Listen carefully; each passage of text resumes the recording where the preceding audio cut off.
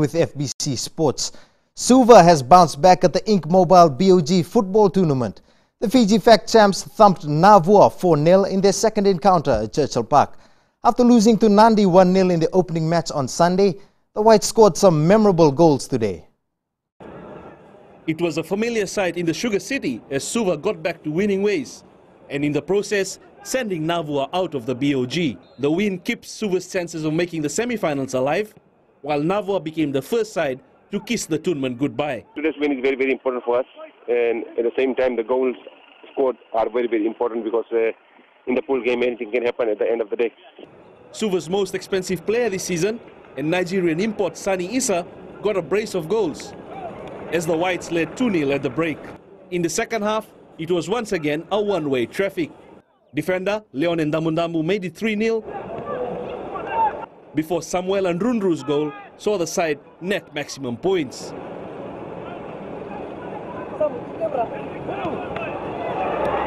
Suva faces Lautoka in the last pool match tomorrow, and a win will be enough to send the side into the semi-finals.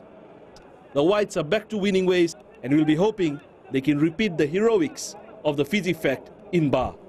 Indra Singh, FBC Sports. Meanwhile, in the game just finished, 10-man Lambasa has beaten Nandrunga 3-1. The win means the Bambasing Alliance become the first team to qualify for the semi-finals, and Nandrunga joins Navua through the exit door from the BOG. To Turuba playing it long, a good one it is too, coming out again as Matthew Donandamu turns, Matthew Donandamu, and in the 19th minute of play, Matthew breaking through as the Nandrunga defense was square. Wirawama, not a good one, and Lambasa bring it back again to Elaitia Tuilau. Tuilau into the box as Elaitia Tuilau squares it through, and an own goal by Krishnil Dutt, sliding through, Krishnil Dutt trying to cover. Short played long into the box. Amit Kanaya heading it away. Tanya Lawanga giving possession away. And then and as I said, Sitiveni Archie Watkins from the broadcast touchline side. 10 minutes of play gone. And Sitiveni Archie Watkins smiles as he Lambasa defense. It was Tanya Lawanga's fault who gave away possession from that far touchline side.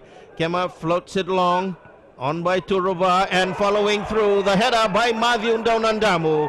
That's what they wanted, that's what they needed. And in the 12th minute of play, Matthew Donandamu has got his second goal. Finding Wirawama. Wira then turns and slams it into the left-hand corner. And they go up in the 26th minute of play.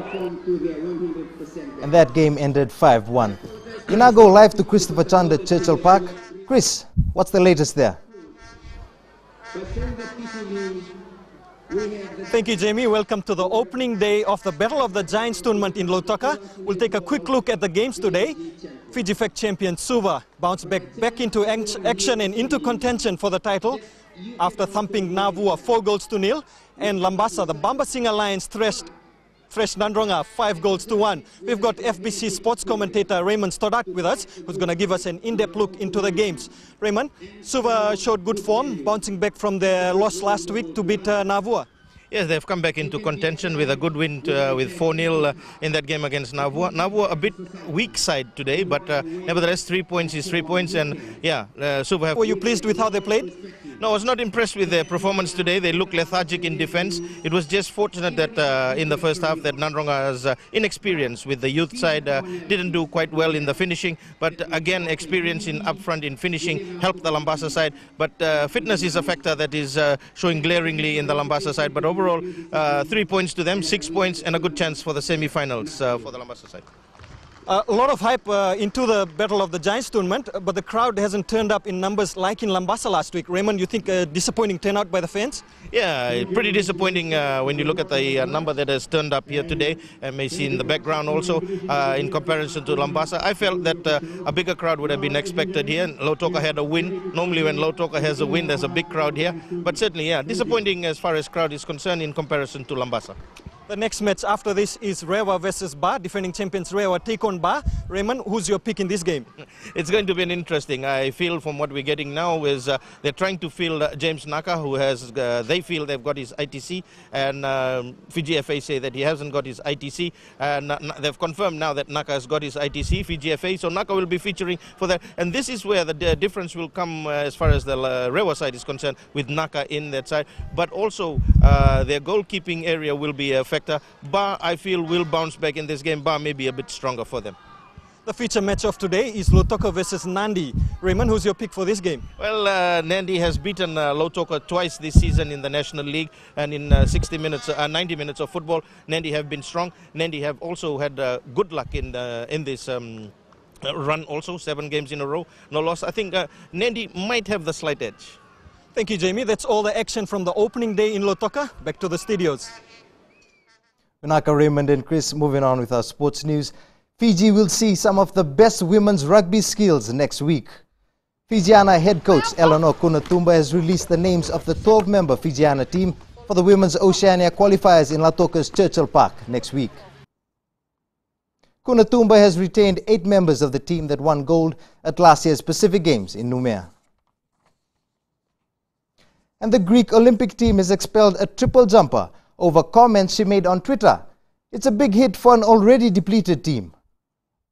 Well, this was always going to be a danger with these London Olympics, that someone would tweet something or put something on social media that they shouldn't have. And in this case, it was offensive from the Greek triple jumper Voula Papachristou, who didn't even make it into the athletes' village here in London, because when she was back in Athens, she tweeted something she regarded as a joke about African immigrants in Greece, but that's actually offended a lot of people, as she referred to the West Nile virus and criticised the country's stance on immigration. Now, the head of the Greek Olympic Committee, who's Isadoros Kavelos, said the 23-year-old had shown no respect for basic Olympic value. Later, Papachristou herself apologised on Twitter. She said that she wanted to express a heartfelt apology for her unfortunate and tasteless joke, as she called it. She said, "I'm very sorry and ashamed of the negative responses I've triggered. I never wanted to offend anyone." But a Greek team that was already numbers down because of austerity coming into this Games, well, they've lost one of their key athletes. And it shows that these London Olympics, Twitter and social media are going to play a role in it like never before. That is the FBC Sports News for tonight.